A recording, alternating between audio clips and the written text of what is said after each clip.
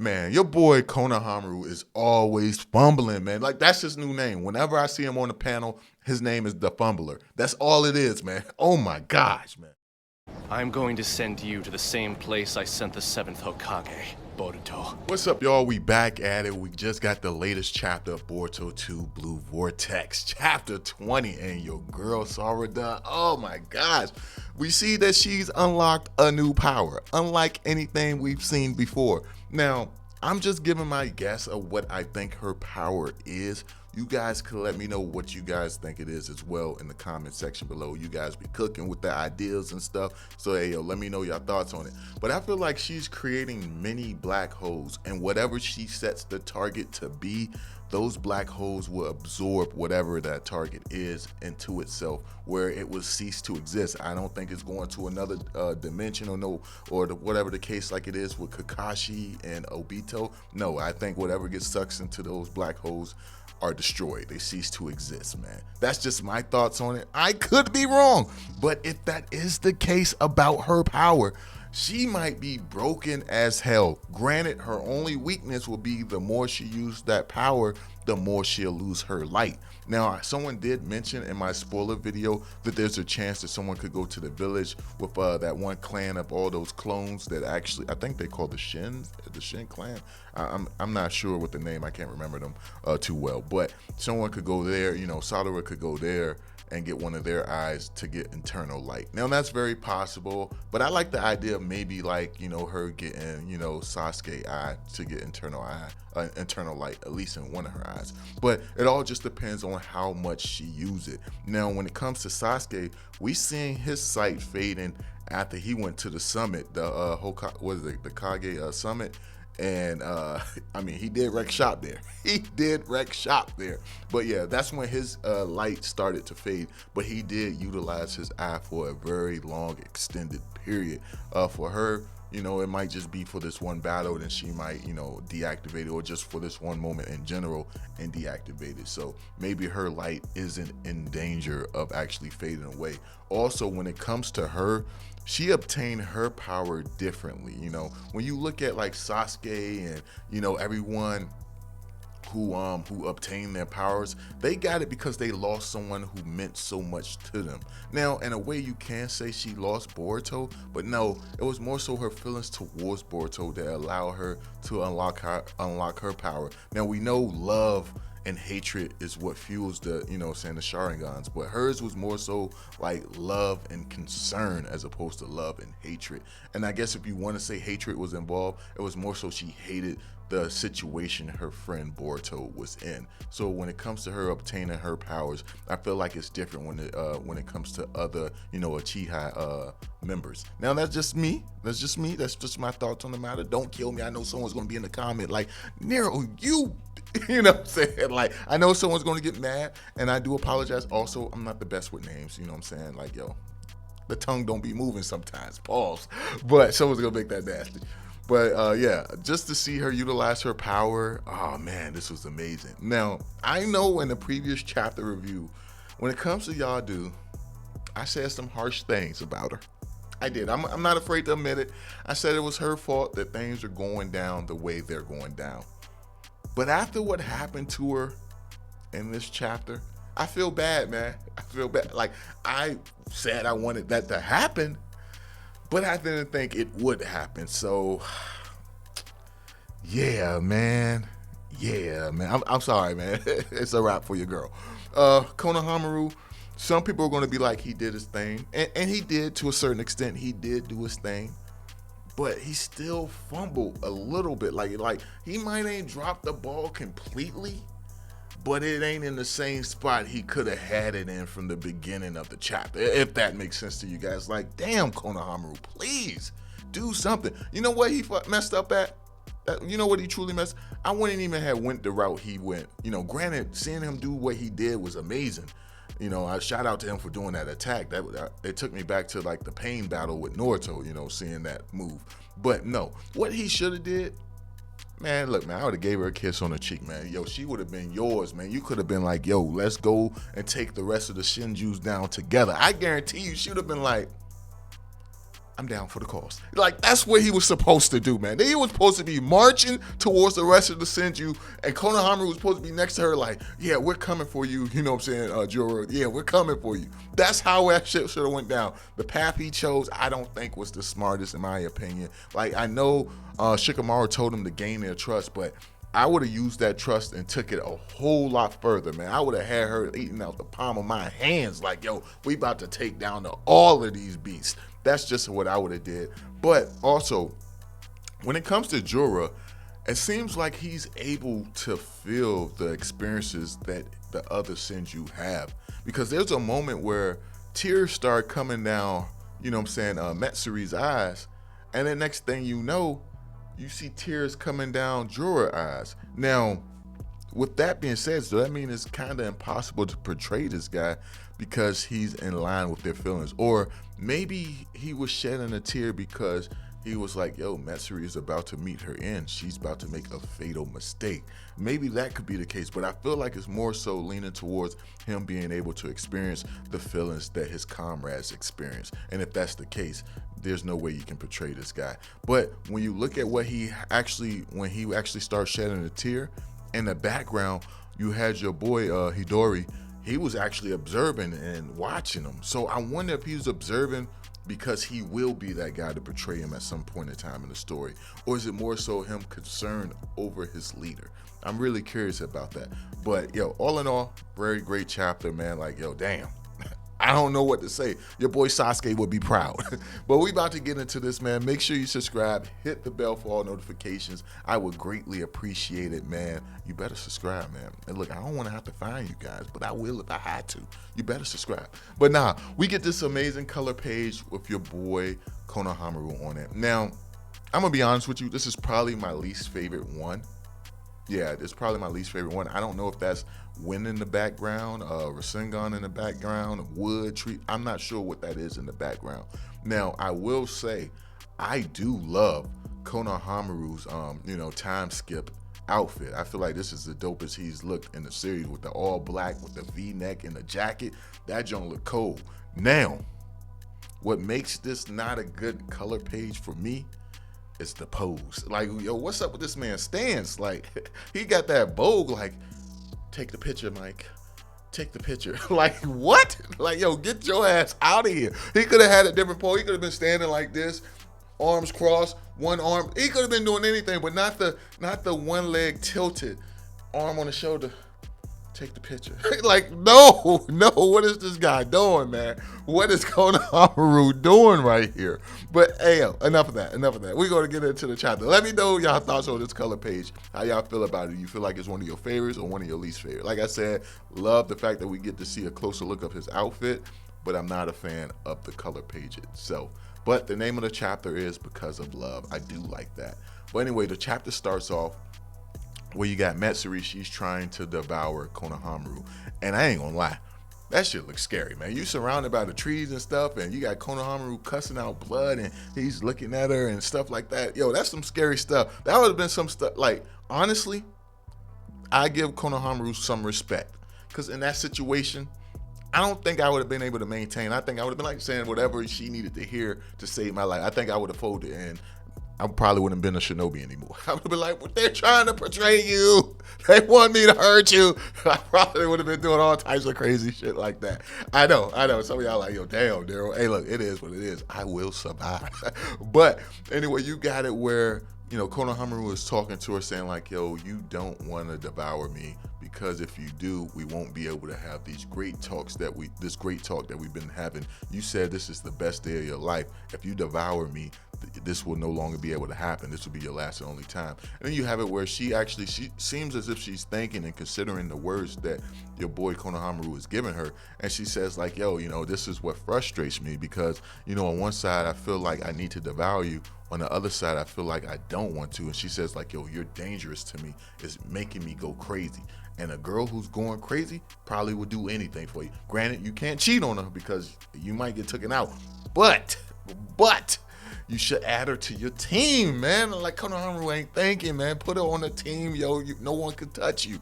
No one could touch you. But of course, you got it where she's saying because, her body senses him as danger, it's her instinct that's telling her to eliminate that danger. And that does make sense. So she was like, yo, part of her wants to, continue to talk to him, but the other part senses that he's dangerous and wants to eliminate him. And she says she feels compelled to devour him. Next thing you know, you see the trees. It looks like it's actually piercing him in his back. He got blood coming down. He's screaming in pain. And I'm like, yo, damn. Konohamaru might not survive this one, but then you have it where it jumps to Ryu. I don't know how I feel about how the series keep jumping between two different scenes. Like, yo, let me see one whole scene, see how that work out, and then go to the next scene. But I get it. You want to create that suspense throughout the chapter. But of course, you got it with Ryu. He's taking on, Mitsuki as well as Sarada, Yodu, and Araya. And you have it where he's using his Iron Sand. Now, I'm going to be honest with you. If your boy Shinky could do the stuff that this dude is doing with Iron Sand, Shinky might be a problem. I already thought he was a problem the few times we seen him throughout the Boruto anime. I already was like, yo, this dude got potential. But if he's capable of fighting on or not even capable of fighting on the same level as Ryu, because we know Ryu is a little bit stronger because he's part of the Tail Beast and the Grime and all of that mixed in one. But if he's able to at least use the same jutsu, whether it's on the same level or not, man, that boy is going to be a problem. Yeah, he definitely need to be what's it called, the Kazekage of the Sand Village. Yeah, he definitely needs to be that guy. But anyway, you got it where he starts attacking with his Iron Sand, and you got it where pretty much everyone's trying to avoid his attacks. They're getting hurt. You got Mitsuki, he's doing like his Sage mode with the snakes. And man, yo, I this is one of those chapters like I'm really looking forward to seeing this animated, because like Mitsuki going Sage mode, they always kind of made it short-lived when he was a kid, and now that he's older and it seems like he can control it better, yo, I can't wait to see this animated. But you got it where the snakes are going in trying to attack Ryu, but Ryu, he's avoiding them, he's jumping out the way, he's dodging them. But then you got it where Ryu does the dopest shit ever. Yo, he makes your boy Araya like jump in the path of the snakes because he's controlling him with his Iron Sand, making him move like a puppet. And then while Mitsuki is distracted trying to make his snakes avoid him, he ends up getting hit by the Iron Sand himself. Both of them get knocked on the ground. Next thing you know, you got it where Ryu make them both his puppets, and he looks at the rest, the girls, and says like, yo, looks like this is checkmate, my friends. I don't know why. That shit was cold as hell. It looks like it's checkmate. And you got it where he's taking control over their bodies, and he's like, yo, look, man. And he shows some of his intelligence right here. Like, yo, you know what? It wouldn't be smart for me to kill y'all guys right now. It wouldn't benefit me. It's not smart. Now, I tell you what, give me any information on Boruto, or tell me where he is. Let me know any weakness. Give me any intel you have of him. Not even just Boruto. You could even give me information on his accomplice, like anyone who's working with him. Let me know any information you can, and I will allow you to live. Now, when it comes to that right there, I don't know if I would have believed him or not. Now, I know some people are like, yo, these guys are the enemy. You shouldn't believe them regardless. But these guys seem a lot different from your average enemy. They seem like they're more forgiving. Like think of Jorah. Like Jorah will only attack a person if you try to attack him. That's the only, or if you try to interfere with his plans. Any innocent bystanders, he doesn't really go out his way to hurt them. So that's why I would probably be like, yo, well, maybe the guy's telling the truth. And then you even have this moment right here where Mitsuki says like, yo, don't fall for it. Y'all need to get out of here and run. He's going to kill us regardless. And then you have it where he says to Mitsuki another moment where it would have kind of had me like, should I trust him? He says to Mitsuki like, yo, I'm offended. You know what I'm saying? You guys were the ones who broke your words first, not me. Don't lump me in with you guys, meaning like he's not the type to break his words. That's just the vibe.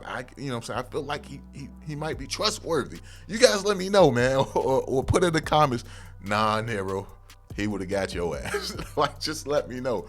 But of course, you got it where you got your girl Yodu telling me, Sarada, like, yo, any intel you got, you need to give it. Like, tell him whatever he needs to know. Like, why are you trying to protect Boruto? He's a rogue ninja from your village. What is it about him that makes you want to defend him and protect him?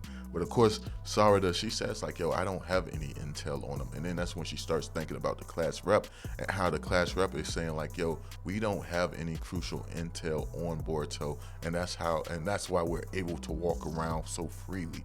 And it makes sense because the more information you got on him, the more of a target you would be, the more they would try to restrict your movements. And it's dope that the class rep was smart enough to consider that, and Sarada wasn't. I feel like she should have that type of intelligence, but maybe she's just young and naive. Maybe that's the case, or she's just blinded by her love for Boruto.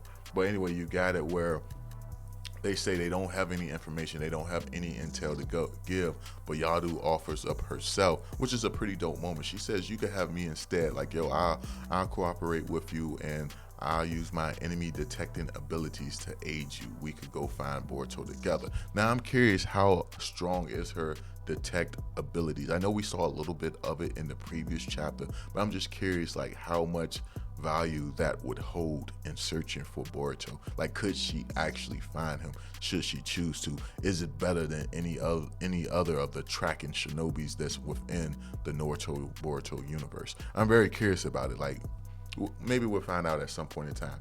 But you have it where your boy Ryu seems as if he's considering what she's offering, and she's saying like, yo, let these three go, take me. That sounds like a good deal. But then it jumps back to Konohamaru as he's being devoured by your girl Matsuri. And then she starts to cry. You see a tear come down her face. And I don't know why, man. Ever since JJK, whenever a character has a tear run down their face and they seem confused about what's happening, it makes me think of, what's his name? Jugo?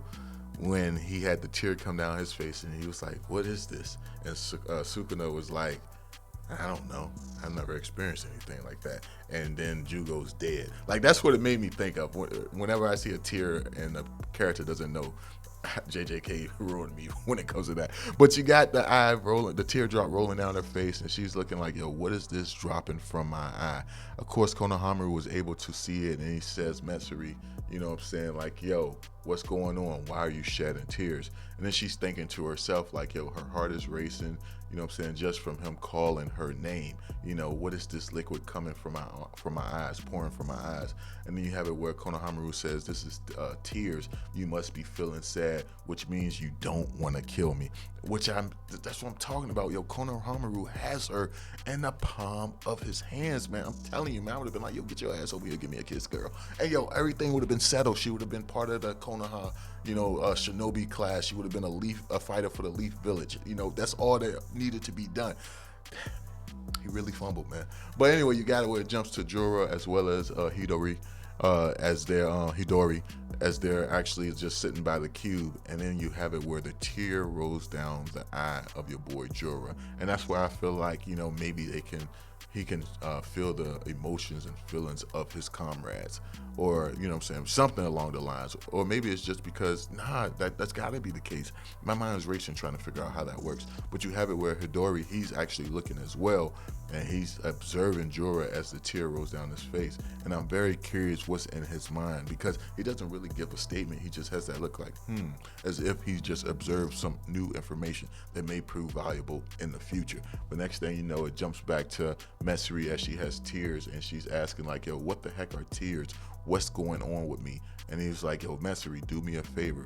Could you squeeze my hands? Now, she looks at him, she's puzzled, like, what? And then that's when Konohamaru says, like, yo, let's join hands. That's how our relationships start. Man, he could have said anything, like, yo, give me the kiss. Boom, boom, boom. Like, she would have been overwhelmed with emotions. She would have joined the Leaf Village, man. I'm telling you, man. Let me know if I'm right down below, yo. Let me know in the comment section if I'm right. And she says a special relationship. She's intrigued about that because she does want a relationship with Konohamaru on some type of level, any type of level. And then you got it where Konohamaru says, that's right.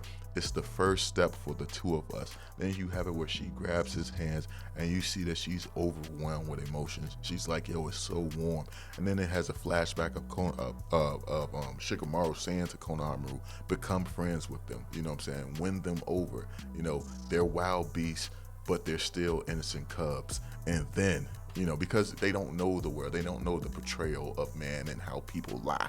But next thing you know, you have it where Konohamaru does a double Rasengan attack, and I'm not gonna lie, it rips her hand apart, which is crazy. Then you just have this image of Shikamaru saying, betray them, and it's just insane. And you see him do 2 giant Rasengans, and it pretty much obliterates her body, you know what I'm saying, to the point where he has the chance to actually eliminate her.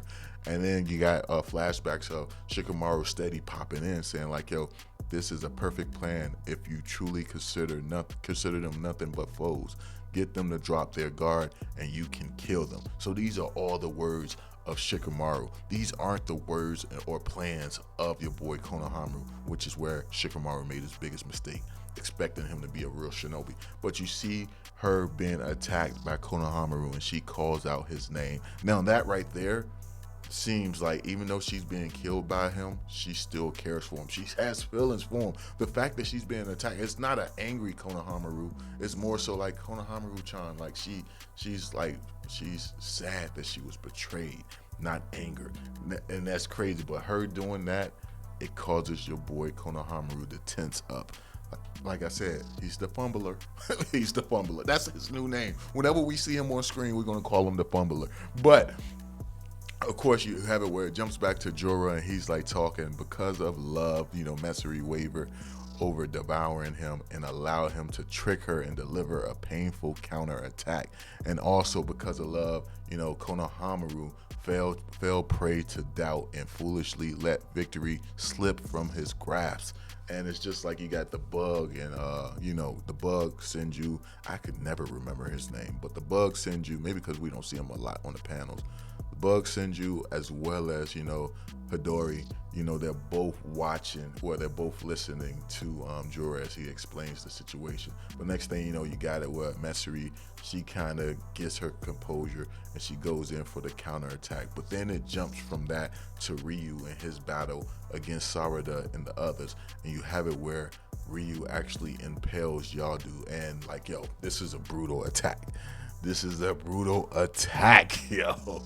And the next thing you know, you have it where she falls to the ground and Ryu says a line that makes it even more ruthless. He's like, that'll be a no thanks for me. You know, don't talk down to me. I get annoyed easy. Feeling like her offering that plan or that, you know, that exchange with him was insulting to Ryu, and he took her down. Then you have it where Sarada, she runs towards him. Of course, your boy Araya, he's pissed off. He's calling him a bastard. He's upset because that's someone he truly cares for. It's his comrade. And of course, you got it where, you know, Yadu is on the brink of death. She even says it herself. She was like, yo, why can't things go well for once? And then you got it where she says, it's okay, I know that I'm done for. She knows that she's about to die. She knows that it's over. And of course, you got Yadu pretty much coughing up blood. She's not even moving really. You see the sand wrapping around Sarada, and you got it where Ryu says like, yo, you know what? She's still moving. She won't give up and just die. I'm gonna have you do it, Sarada. So he uses his iron sand to actually make Sarada move towards her with her kunai to stab him. And that's even more ruthless, to be taken out by your friends. But of course, you have it where before she actually perished, Yadu has a talk with Sarada. She has a heart-to-heart conversation with her. Says like, yo, you know, you don't know yourself, do you, at all? You don't know your feelings. You don't know why you want to be strong. You don't know any of that. She says, I can tell you right now, it's clear to me that you're a misunderstanding, that you're probably deluding yourself subconsciously, meaning she's holding herself back. This whole time, Sarada's been holding herself back from obtaining true power. Now, that could be true, or then again, she could be aware of how the light will fade if she uses that power.